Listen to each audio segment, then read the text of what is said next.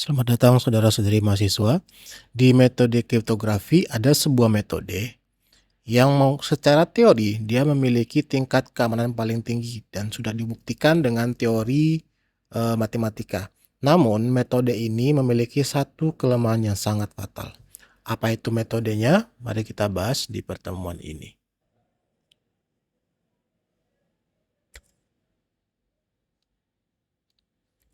Oke, pertemuan hari ini kita akan membahas terkait algoritma deskripsi semantik zipper. Nah, semantik zipper ini adalah teknik enkripsi di mana kunci itu sama digunakan untuk proses enkripsi maupun deskripsi, di mana C atau hasil dari zipper itu adalah hasil dari sebuah metode enkripsi dikalikan dengan M atau pesan dan kunci.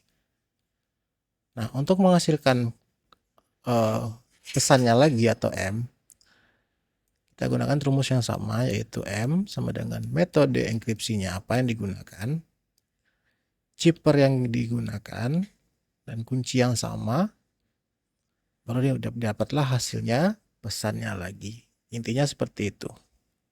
Jadi semantic zipper adalah teknik di mana kunci yang sama digunakan untuk proses enkripsi dan deskripsi. Oke, ada sebuah metode di kriptografi namanya one time pad. Itu di mana sebuah kunci itu hanya digunakan satu kali dan panjangnya adalah sama dengan pesan yang dikirimkan, seperti itu. Nah, kuncinya juga karena digunakan sekali maka dia akan didegenerate secara acak dan kuncinya harus benar-benar acak dan hanya digunakan satu kali. Dengan ini, kunci memenuhi syarat tersebut menawarkan kerahasiaan yang sempurna karena tidak dapat dianalisa menggunakan metode pola seperti yang kita bahas di sebelumnya. Karena dia menggunakan metode yang sangat random, jadi tidak ada bisa dianalisa menggunakan pola ataupun dianalisa menggunakan kemungkinan kemunculan karena memang key dan pesannya itu sangat random kayak gitu. Dan secara teori juga dia memiliki kekuatan yang sangat tidak bisa dipecahkan karena memang cuma satu kunci yang bisa digunakan untuk memecahkan satu enkripsi tersebut. Nah, salah satu metodenya disebut namanya Venom Zipper tahun 1971. So, mari kita bahas lebih rinci terkait Venom Zipper ini. Nah, Venom Zipper ini adalah metode enkripsi yang digunakan untuk teks alfabetik pada dasarnya gitu. Jadi alfabetik itu apa? Jadi huruf A sampai Z. Itulah teks alfabetik. Ini kita akan gunakan untuk menggambarkan bagaimana metode one time pad. Sebenarnya banyak lagi metode one time pad, tapi ini yang paling terkenal gitu, yang paling sering dibahas di kelas-kelas kriptografi seperti itu. Nah, caranya bagaimana? Seperti ini caranya. Jadi kita punya huruf A sampai dengan Z, gitu kan? Nah, huruf A kita kasih angka 0, huruf B kita kasih angka 1, B kita kasih angka 1, C kita kasih angka 2, sampai nanti Z kita berikan angka 26. Nah, kalau misalnya ada spasinya kita tambahkan di depan, berarti spasinya 0, Z-nya jadi 27, seperti itu. Nah, untuk setiap huruf yang telah kita kasih nomor nanti, seperti ini contohnya, bisa kita lihat. Kita akan berikan sebuah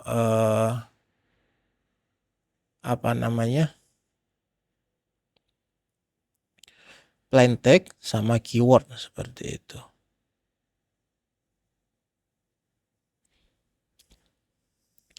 Nah, kita akan juga bahas lebih lanjut bagaimana cara proses enkripsinya.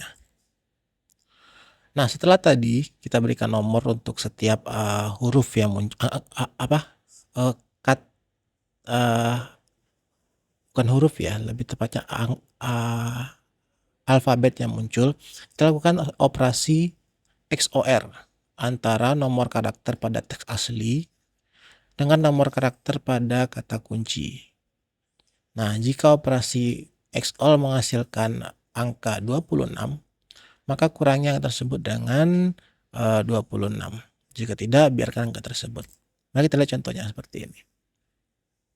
So, di sini kita punya sebuah huruf O untuk plain text-nya, huruf A, dan huruf K. Masing-masing berarti O ini adalah 14, S ini A itu adalah berapa ya? A itu adalah 0 dan K itu adalah 10. Nah, kita akan bahas pertama yang O-nya dulu. Kita akan menggunakan sebuah kata kunci di sini son. Ingat, untuk Vernam Cheaper, kata kuncinya harus sama panjang dengan teksnya. Berarti kalau di sini kita gunakan kata kuncinya, ini plain text-nya ya, M. Ini kuncinya. Kalau di sini kita gunakan kata kunci S, O, dan N. Dan di sini 18 itu adalah S itu adalah 18. Kalau kita konversikan menjadi huruf, maka operasi XOR-nya berarti 14 di XOR-kan dengan 18 adalah 28. Dan kita modkan dengan 26. Jadi hasilnya adalah 2. Maka key-nya atau ciphertext-nya adalah C.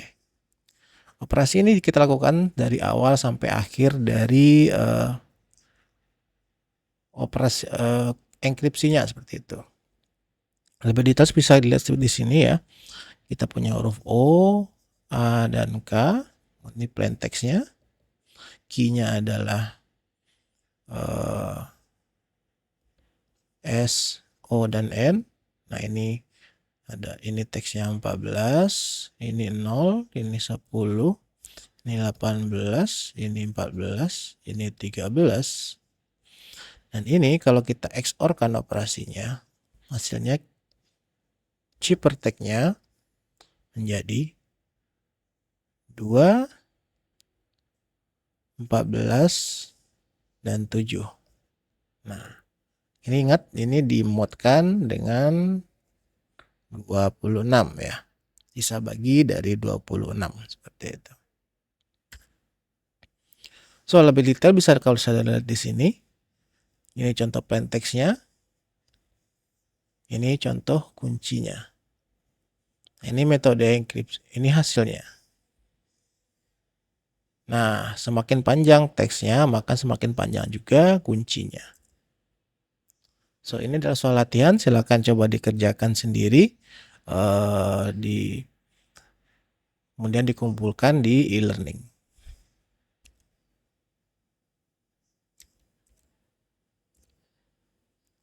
Oke. Untuk one template, proses dekripsi adalah proses kebalikan dari enkripsi. Ya. Dekripsi adalah kebalikan dari enkripsi.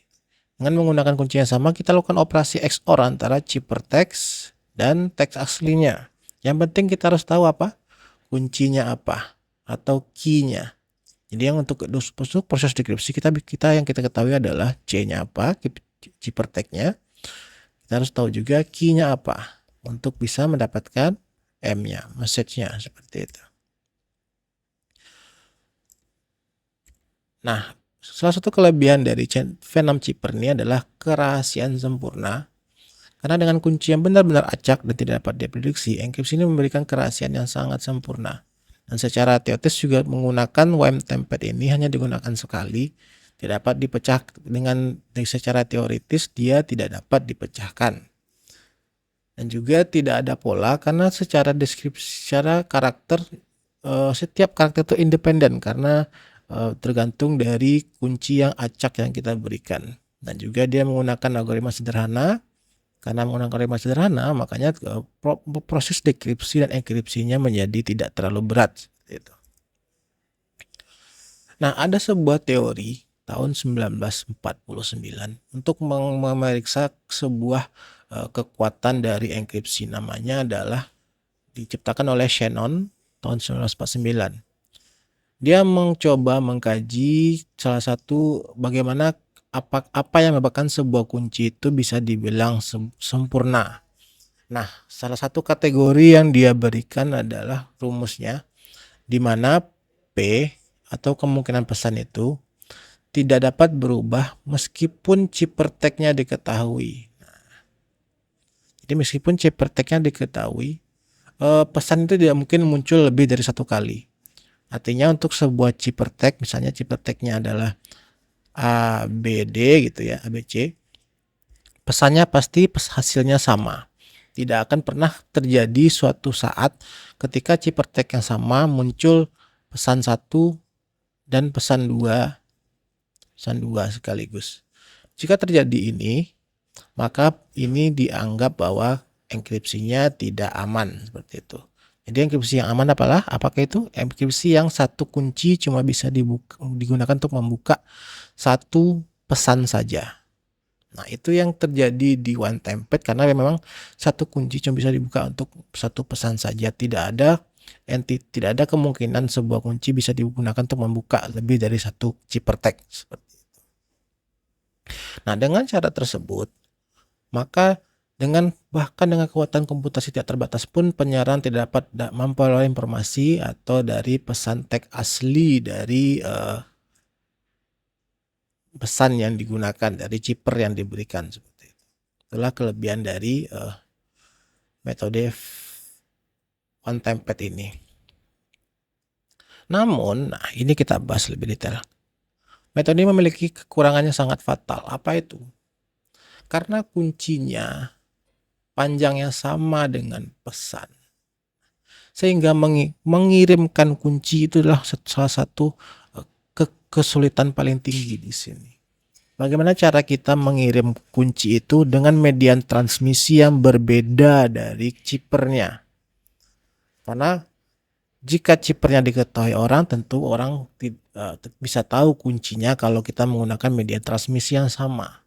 Nah, ini adalah tantangannya paling berat di sini. Bagaimana menyimpan dan mentransmisikan kuncinya. Oleh karena itu, karena kesulitan menyimpan kuncinya, kesulitan untuk mentransmisikan kuncinya, maka algoritma jadi tidak praktis, tidak praktikal, tidak efisien untuk pesan yang panjang juga. Karena misalnya kita punya sebuah pesan dengan ukuran 1 GB misalnya. Misalnya 1 GB gitu ya, sebuah file dengan ukuran 1 GB. Kuncinya juga akan berukuran sebesar 1 GB. Itu alasan kenapa dia tidak praktikal. Pertama, dia sulit untuk dikirimkan karena kita harus menyediakan tempat pengiriman beda antara chipper sama kuncinya. Kita juga hasil dari chipper itu juga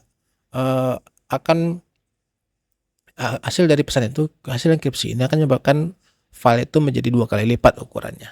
Apa itu? Chippernya 1 GB juga, kuncinya 1 GB juga, dan setnya 1 GB juga. Kalau 1 GB file, ukuran filenya, itu kekurangan besar dari Venom chipper ini. Itu sebabnya kenapa ini jarang diterapkan saat ini, walaupun dia memiliki kekuatan yang sangat bagus secara teori ya. Oke, kesimpulannya apa? Venom chipper menggunakan kunci yang sama panjangnya dengan pesan untuk melakukan enkripsi. Nah, proses enkripsi dilakukan menggunakan operasi XOR bitwise. Nah, meskipun dia secara teoris menawarkan kerahasiaan sempurna, tapi tantangan utama terletak pada distribusi kuncinya. Karena sulit kita untuk merahasiakan kuncinya. Oke. Ini juga menjawab pertanyaan kita di awal tadi, kenapa one time pad tidak praktis? Pertama, karena kuncinya sangat panjang, tergantung dari ukuran pesannya. Distribusi kuncinya sulit, dan penggunaan cuma sekali, dan manajemen kuncinya yang paling susah. Karena bagaimana mengirimkan kuncinya kepada orang yang membacanya, bagaimana membuat kuncinya itu menjaga kerahasiaan kuncinya, itu adalah yang paling sulit di metode ini. Oke, sekian untuk pertemuan minggu ini. Kita akhiri sampai di sini. Assalamualaikum warahmatullahi wabarakatuh.